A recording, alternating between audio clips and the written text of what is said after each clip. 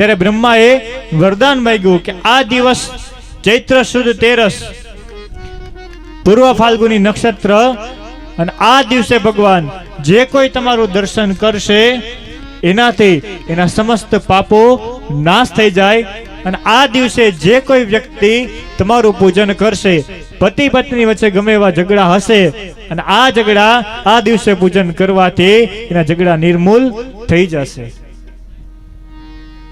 ચૈત્ર સુદ તેરસ આ દિવસે ભગવાન શિવના દર્શન કરવાના અને ભગવાન શિવનું પૂજન કરવાનું.